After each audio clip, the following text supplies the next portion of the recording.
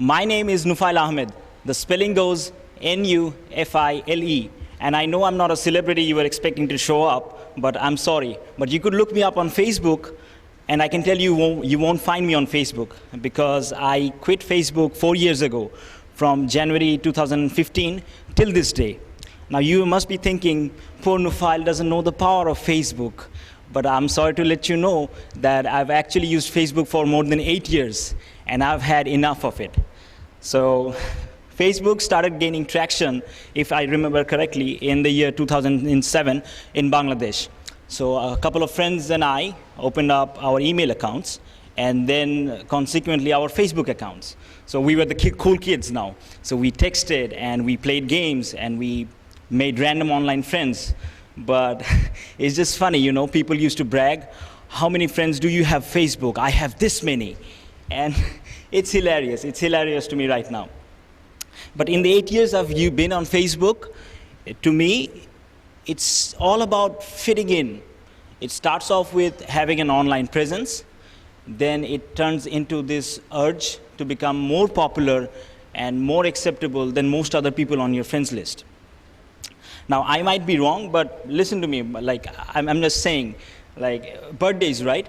Like, whenever someone has a birthday, people post, you know, these huge messages and huge pictures on people's timelines saying how their friendship blossomed. But here's something I want you to try at home. Before the day of your birthday, deactivate your Facebook account, okay? And see how many people actually care to remember. I dare you to do this. And if you don't, I think you're probably scared to find out the truth. Moving on. The first time it hit me was when my tutor asked me, why do you use Facebook? It impedes your productivity. And I was like, duh, bro, you're so not cool without Facebook. Because Facebook is the thing, right? So there was my mission. I thought I took up a mission to prove him wrong. I thought I'll prove him wrong, and I'll prove to him that how Facebook made my life better. And there I started, I ruminated, I contemplated, and there I was with only a couple of pros and a gazillion cons. And it was just meaningless to me. And I remember this one time, I put something edgy, super edgy status on my Facebook, and a wimpy kid commented something so mean to me, and I was so hurt. And before I quit, I thought about that incident, and I'm like, okay, would he have been able to say that to my face? And my friends were very protective about me, so I thought, okay, no, he couldn't have done that if he would have to say it to me in my face. So here's the other thing. You know, Facebook has these phony interactions that are meaningless to me right now, but it creates this false sense of urgency. So I'll walk you through my life with Facebook. You know, in Facebook, it's like you're always connected. It's like you always have to get approval. I had to think about what to put up as my status. I had to think before posting a picture, if I look good or not. And I was like, maybe my pose is right, is my hairstyle right? And do you see how menacing this is for a teenager, vying for other people's approval? And it's devastating. It makes you feel like you need other people's approval. And sometimes I felt that, maybe I'm different, maybe I'm not getting the kind of attention I was hoping for. But then again, it's meaningless to me right now. And I did not have the opportunity to try out other drugs and make a side-by-side comparison with Facebook. But trust me when I say this, it's addictive. It's addictive as hell. So I don't know how I came to realize it, but at some point it hit me hard. It hit me really hard that maybe Facebook isn't my thing. And my life without Facebook, after I quit, I ruminated, and I thought, like, my life is so much better right now. I had so much more time to kill, so much more time to myself, and it's just a lot of quiet and a lot of peace. My friends are well connected. Like, do you guys know what it's like to know that people miss you? I do. It's this warm fuzzy feeling when people say that, hey man, I've missed you. So moving on, I had lots of time. I had so many time that I started picking up reading books because I was not an avid reader in my younger days because I spent so much time reading other people's status. So then again, I started reading books, and then I became greedy. I became fascinated by the idea of reading self-help books. So inevitably, I came across Blinkist, and I chewed through, I munched through book summaries, and my trial subscription ended. So I reached out to them in an email and said that my trial subscription ended, but PayPal is not available in my country at this moment. So they said, okay, we'll give you an extension to your trial subscription for the time being. So you notice the power of reaching out to people, and I'm just getting warmed up. And the other things, I had this superpower, I think everyone has it inside of them, is to connect with people.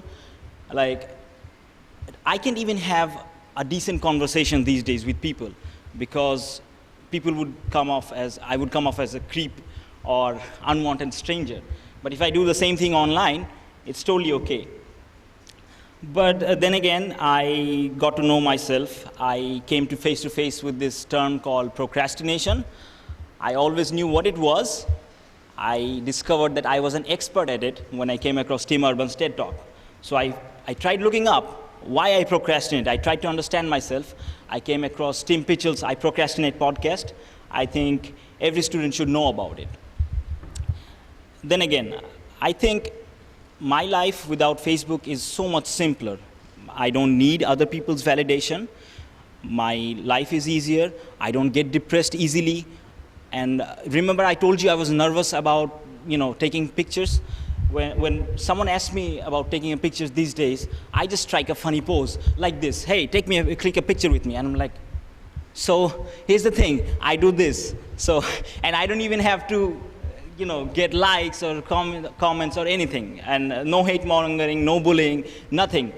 So that's how I think, Facebook, and I think, every dark algorithm-driven social media works. Algorithms are good things. I totally believe that. They are supposed to make our life easier. But I don't think algorithms should be used to spread misinformation. And they obviously should not try to keep you hooked to a technology. Now, I'm not launching an all-out war on Facebook. I'm just saying how our behavior, our habit of taking in more and more and more information, tricks us into consuming more. So here I am standing in front of you asking, don't you value your privacy? Like, seriously.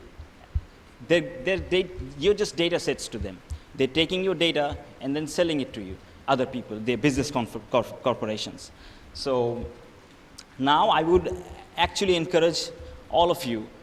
Now, I am in no means of avoiding the internet. I feel crippled without it, and I constantly have to look things up. I'm not saying avoid the internet altogether. I'm just saying regulations are necessary. I'm not talking about formal regulations. I'm talking about self-regulation. How did self-regulation help me? I'm making small progress.